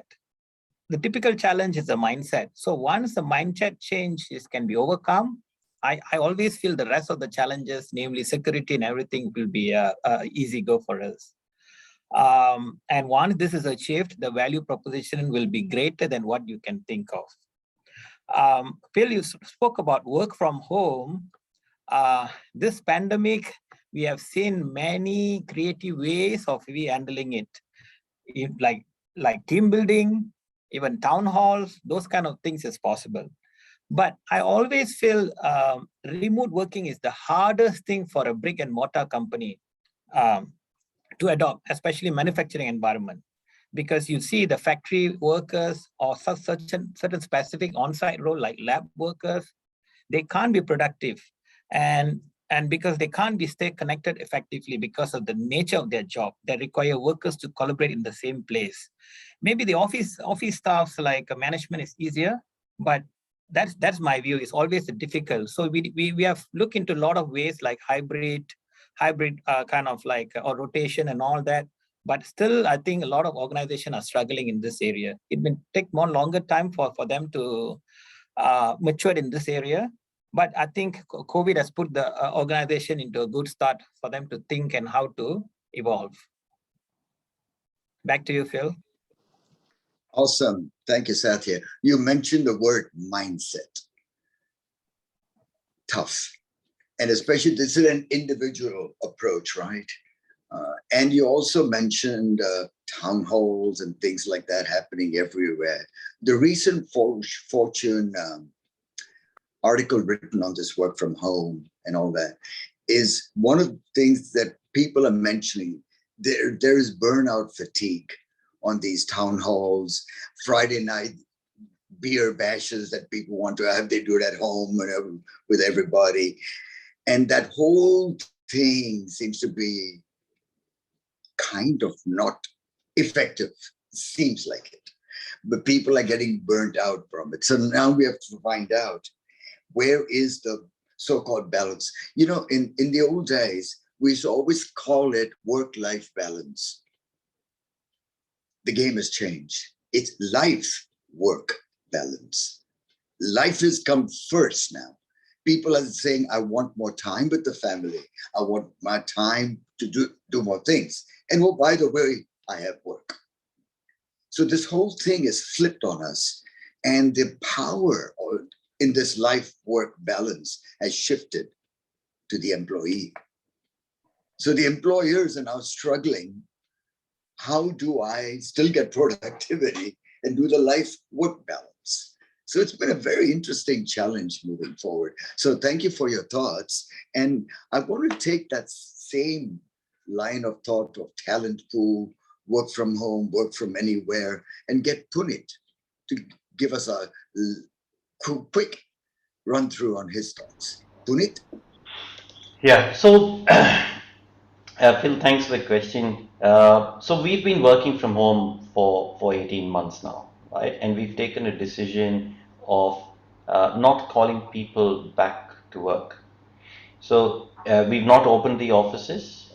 Even if we do, I think we've come into phase 4 in KL and we are technically allowed to open our offices. It will remain on a voluntary basis. Right? Going forward, we've not crystallized a view as yet. It keeps changing. One of the decisions we've made is we will not make a global decision. It will be based on the region, the work, and for people like me to decide what works best for my team, given their demographics, given where we work, and so on. So the decision has got decentralized. Now, where are my thoughts at? And again, I'll put the caveat that a decision hasn't been made. Is it will remain voluntary. So we are segregating our roles into those that need to always be in office, something like a worker in a mill. We will have roles that can be hybrid, and we will have roles that are permanently working from home. There will be no expectation for them to come to office as a default, but they might need to come for a workshop or a whiteboard session and stuff like that. The hybrid discussion is evolving even further. The initial thought around hybrid was 1 to 2 days a week. And a lot of feedback that we're giving, that some saying, I want to come to office every day for various reasons, is my house is too noisy, my internet connection is not stable, or I just want to be with people. I prefer working with people. There are others who say, I moved back to my hometown. I will come when you want me to, but give me notice. And what we're finding is there's no one answer to this. So does it become completely flexible with mandatory when it needs to be? For example, if you're having a workshop, you're having a team building, or whatever that reason might be, we say, for this, you need to come to office. Right? The other thing which is it's opening up is, if that's the case, do I need an office? Right? So we've reduced our space by 25%, right? And we will continue evaluating whether we reduce that further. We've also, like I said in my session, is historically we've always advertised our role, and the location was our offices in KL. And that will change. Is we've opened up a completely different talent pool now, who could have applied earlier, and we would have still considered, with a caveat that they eventually need to come to the office. Today that will change. So there's nothing stopping us from hiring talent in Penang, Johor, Ipoh, or anywhere else in Malaysia, because they'll probably need to come to office once or twice a week, and they're okay to do it. That opens another discussion that we're having now, is then especially for foreign languages, Vietnam, Philippines, Thailand, why do we need to centralize in KL? If they're anyway going to work from home, they can work from anywhere. So you start with one point. We started with hybrid. We started discussing that. We got feedback and we said, okay, anywhere in Malaysia. And then we had a couple of our Vietnamese and Thai colleagues saying, can I just go and work from my home country?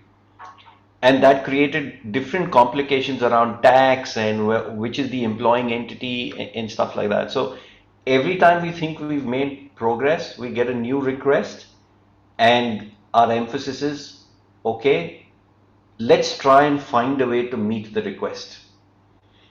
Right? And then something else comes up. So I don't think we've reached the end of this discussion. There's just so many variables and so many flavors that it'll be a customized approach almost for everyone. I think another point, if I may, on that particular point, is the whole concept of data privacy as well. Who can access what from where? I think that, to add on to Puneet's point of complexity, especially as it gets into taxes and legal vehicles, etc., will also play a very, very pivotal part, because there's a very disparate view across nations on who can access what and what can be stored where, etc. So that's just going to compound matters to a whole another level. Fair enough. Well said. And I think with that, what Puneet said, there was a classic thing done by a few companies in America, in the US at least. What they're saying, you can work from anywhere, but not out of the city that you have been hired in. Of course, that was because physically they were hired in, let's say, location of New York City. So I can't, as an employee, now go to Florida and work from there. And of course, as Puneet highlighted, there are a lot of issues, because if you go to work from Florida, which is a Class C city in America, state, there's a different salary structure, tax structure, and that impacts everything.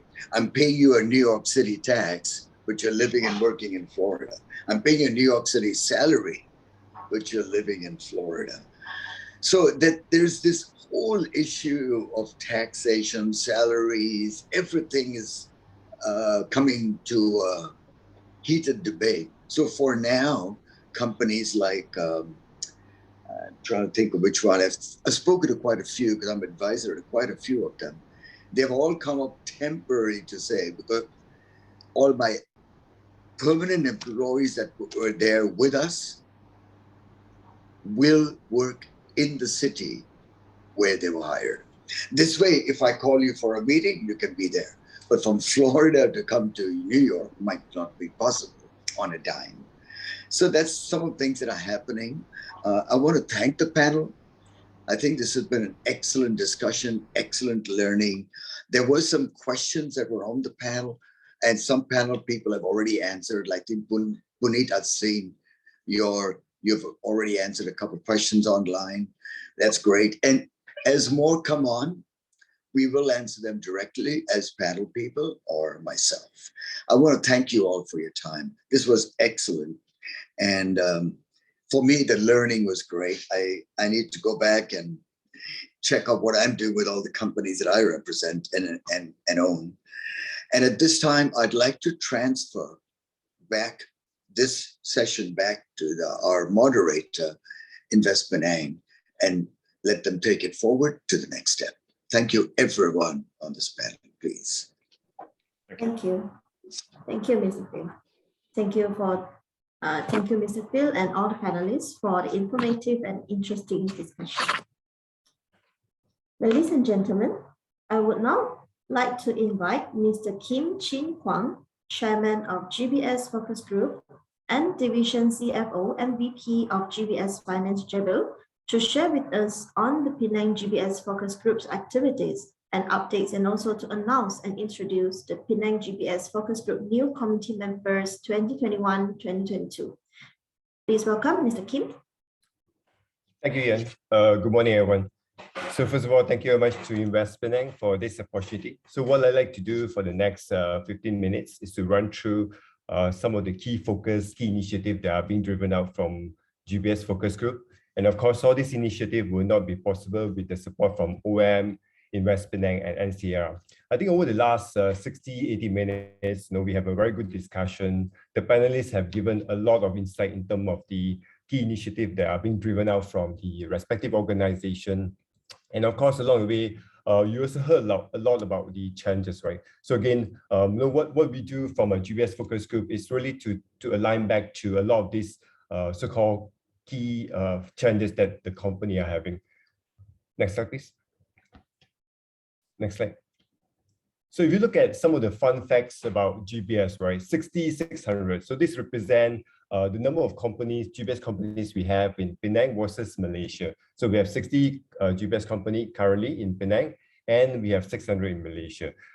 In terms of the number of skilled employee are 12,000 in Penang versus 250,000. And then if you go to JobStreet, those recruitment ad, you will see that at this point in time, we have like 185 active job opening, right? Vacancy available for GBS in Penang versus 1,245. And from a contribution in terms of our revenue, like what Phil had mentioned earlier, our contribution towards the GDP is 8.1 billion USD. So what does it imply? Next slide, please. So implied growth, right? So if you look at the background, I think over the last 2 years, we see significant growth. in terms of GBS, there are two perspectives, right? One, of course, there are more companies investing in Penang, in Malaysia in particular. So that's good. That's showing a growth from the new entrants, right, from the GBS company. The other part is also a growth internally, right, where we have more activities being transferred. Next slide. So indeed, if you next slide, please. Right. So indeed, this is GBS. Like what is being laid out by our CM back in 2-3 years back. GBS is a booming industry in Penang. So we acknowledge that, and we see that as an opportunity from the country, from a state perspective, but from an industry standpoint, we do see a lot of challenges. So with that, next slide. So I just want to run through, because of all these issues that are being highlighted, especially with the talent discussion that was being brought up by the panelists, right? Obviously, one of the key focus from our perspective is how do we continue to grow the talent pipeline, right? Of course, branding is critical, because when we started this initiative, like back in 2019, you may be surprised, but I am surprised as well, right? When we reach out to the private and public university, we start to engage in terms of GBS, right? Out of the so-called the population of students that participated, only 5% of them know what is GBS, right? And of course, they have this perspective that GBS equals to call center. So that's how it started originally. And for us, we are taking a 3-step approach in order to promote our brand and our from a talent farming perspective, right? So first of all, what we do, we lay out a simple program, we call it like an awareness program, where we have 1-hour section with a lot of this university, try to engage with them, give them a perspective about what is all this GBS about, what do we do, how do your curriculum relevant to us, right? So very foundation, just to get the students to really know about GBS brand. So that's our step number 1. And obviously step number 2, then after like 1 or 2 quarters, we go back with a more serious discussion, right? And this time around, we do boot camp. So boot camp typically is a 2 days program where we engage the students, again, give them a lot of talk, forum, seminars, right? Just to give them a more clear perspective about what can you do in GBS, right? And why GBS is critical to the country, is critical as part of the career prospect, right? So we engage then, and of course, these 2 days, the whole intent is really to give the student an opportunity to really understand more deep dive into what GBS can offer to them. And lastly, I think this is a very successful program. I think Dr. Sri Lee mentioned about it in the earlier speech, where we started to embed GBS as part of the curriculum. So you may not be aware, but some of these universities have a module called GBS. Again, these are all the initiatives being driven from the industry, right? Working with the university, and this is like a whole semester program. And I mean, for me, this is really successful because a lot of this curriculum are coming from the industry. So the industry will go in and talk about very specific, like technology evolution, right? What do we do? All the RPA stuff, cloud, artificial intelligence. So a lot of these are new to the student. So we try to embed this knowledge and of course the technical aspect of it into the curriculum, right? Then towards the end of the day, what they will do, they will present a case study. So every company will assign a case study to the groups. For example, you talk about BCP, you talk about how do you adopt AI for your processes, your end-to-end processes. So the student will then do all the so-called case study, and they will present to the industry player. So the industry player towards the end will evaluate their performance, right? Are they doing well? Give them input, how they can improve. And I find this a very successful program because a lot of the students after that module, actually they attach to GBS because they know more about GBS. And then of course, from that, it's also give us the opportunity from an industry standpoint to pick the right student as part of our career workforce. So that's basically just to give you a perspective in terms of what we do from the branding and talent farming. Next slide. Of course, I think a very interesting conversation just now where some of them are very eager to go back to office. Some of them are we think this is going to be a new norm. We don't need the office, right? I think we need to prepare ahead. Again, back to what the growth that I mentioned earlier. there are a couple of aspects, right? Especially when you look at the footprint perspective. For me, for Jabil, we need more space, right? Of course, the pandemic have changed, but will this be sustained? It's going to be a personal preference. But when I talk to a lot of this industry player, I think a lot of people are still keen to go back to the office, right? There are a lot of reasons. I'll share a little bit about the initiative that we hope to do eventually, just to break through that employee well-being, right? But from the conversation, we believe that GBS industry will continue to grow. So we need to prepare ourselves for the next 3 to 5 years, right? So what we do from a GBS focus group perspective, we work with developers. Of course, these developers they know about GBS branding. They want to build a lot of so-called offices, footprint to prepare for the growth in GBS. But what they don't know is what's our needs. So with that conversation, I think it's good. We give them a perspective. What are those infrastructure requirements, the ecosystem requirement, the technical aspect of what we need? How do we want to lay out our so-called fiber optics, our layout on your offices, right? So that helped to accelerate the whole process. So think about it, 3-5 years later on, when we all go back to office, we don't have to worry about all this infrastructure because it's already readily available. And then the needs are in line with what the industry requirement. So again, this is still an ongoing exercise. We still continue to get feedback, and so far we have gotten quite a bit of a response from the industry player, and we continue to do this so that we can grow the footprint based on the needs from a GBS industry perspective. Next slide. And of course, I think there's a lot of initiatives being driven out from the government, right? There's a lot of incentive given. But to our surprise, when all these initiatives started off, the application from GBS company is very minimal, right? Not many people participate. A lot of them are not aware, right? So as part of our role, we are supporting the government agency, trying to engage and of course provide that platform to the industry player and the government agency, right? So that we can have a specific forum for them to share about the initiative, the incentive. What can you do differently, right? From a GBS perspective, what can you get differently? Because the incentives are relatively different between the manufacturing, the service provider, and the GBS. Next slide.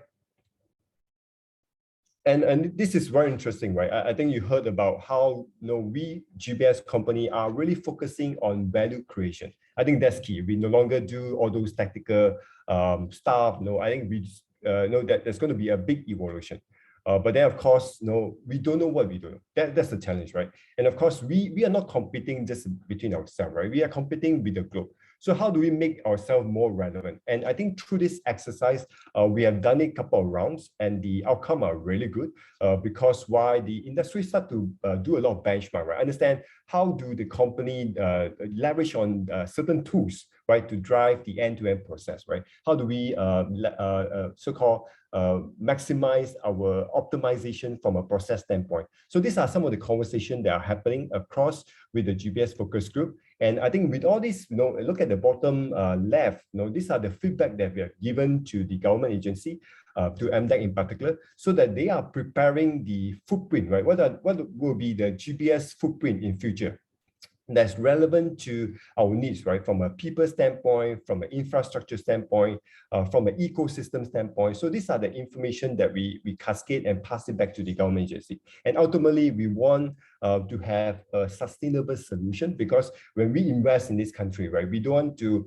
continue to spend a lot of effort driving the talent, getting the footprint, trying to make sure that the ecosystem is relevant to us. So again, these are the so-called the reason why we do benchmark, for us to improve ourselves, but also to provide inputs to the government agency. Next slide. And then, of course, those sharing that I mentioned just now, these are all ongoing. We have done it, and we will continue to do it. There are two particular initiatives that we have in mind, right? As part of the vision of GFG. One of it is really about the Gbs Academy. I think you heard about the talent constraint that was being highlighted by the panelists. Obviously, the whole intent of the Gbs Academy is really to nurture the talent, right? How do we provide a platform so that we can all come together, right? Because a lot of these requirements or needs are really, really specific, right? And also relevant from a GBS industry standpoint. So with that in mind, we wanted to, again, this Academy is a collaboration between the Institute of Higher Learning, the government agency, GBS, industry player, and of course the training providers. At the end of the day, we are coming up with a blueprint in terms of what are the so-called the top 3 or 5 priorities in order for us to grow the next level talent pipeline, so that we can build a sustainable so-called GBS model in Penang or in Malaysia in particular. Right, so that's the whole intent of the GBS Academy. So far, we have gotten a lot of support from Invest Penang, from NCR in terms of the space, in terms of how do we move ahead, right? So we are good. So what is now pending is really about getting through this pandemic. We go back to normal. We can start to execute this physically. And then the other one, is really about, I think the panelists also mentioned about the stress, the well-being, the mental health issue that the employee are encountering, right?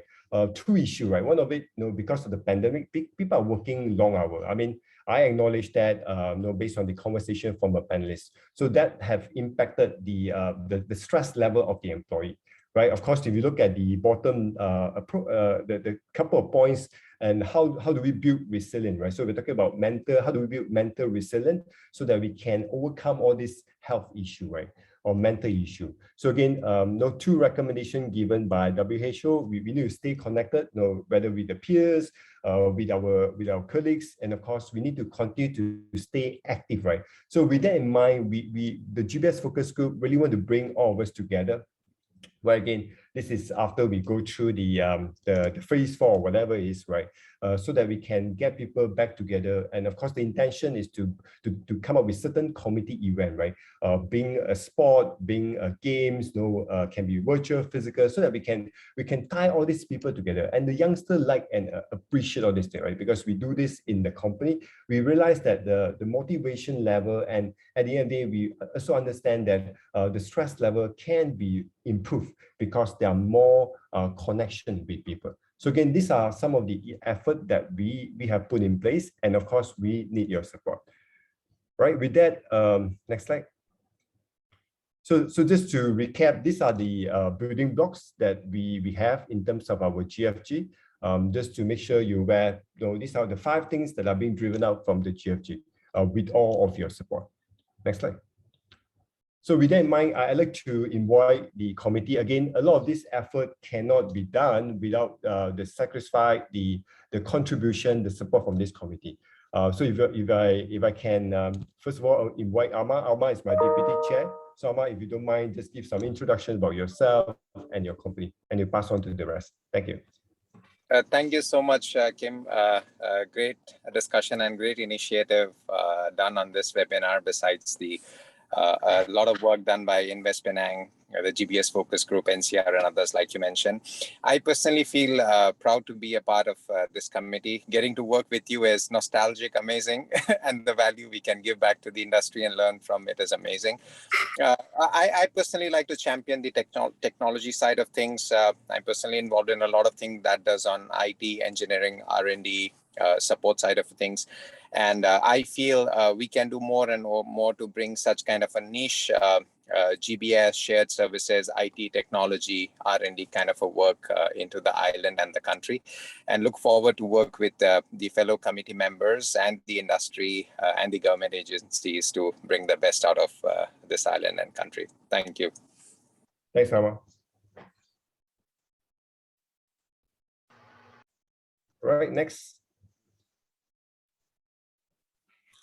So good morning, this is Bram from, we are representing AMS Awesome Group, GBS.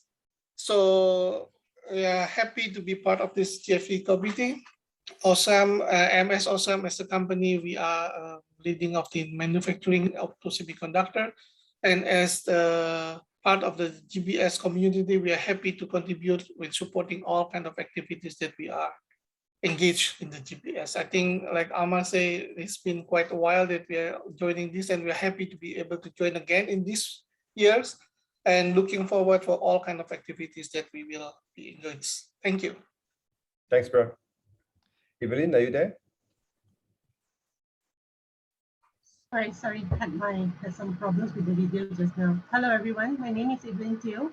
I basically lead the financial shared service operations of Moderator Solutions.